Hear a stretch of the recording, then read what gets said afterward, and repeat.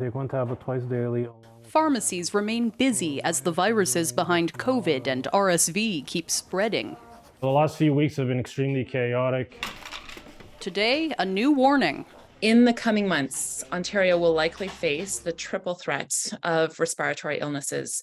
We are already seeing an early start to the flu season.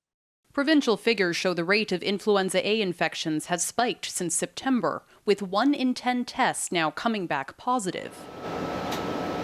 Countrywide, cases are also going up.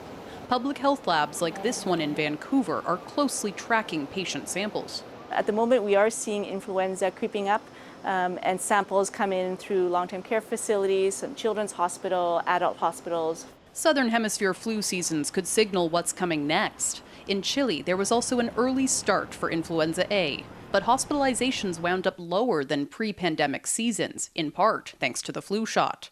It reduced the risk of being hospitalized by nearly 50%. It's possible that we might peak and decline earlier as well.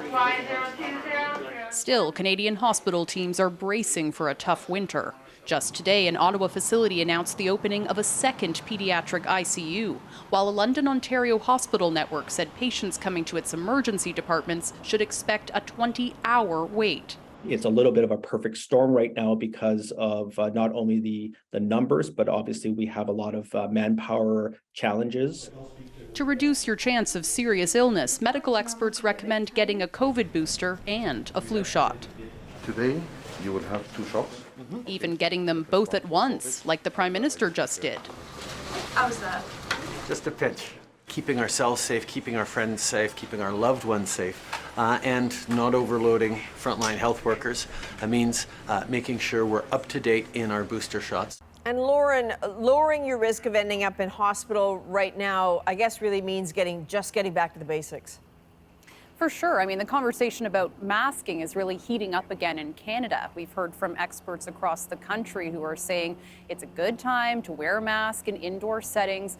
And of course, the old advice applies to just stay home when you're sick. That's part of the reason I'm out here tonight instead of in studio with you. I got over a cold, and why not take a few extra precautions? So we know all of these sorts of measures did help against COVID. And in the pandemic, we've seen that it was able to beat back influenza, nearly wiping it out for more than a year. Adrienne? All right, smart and thoughtful on your part. That's Lauren Pelly in Toronto. Thank you, Lauren.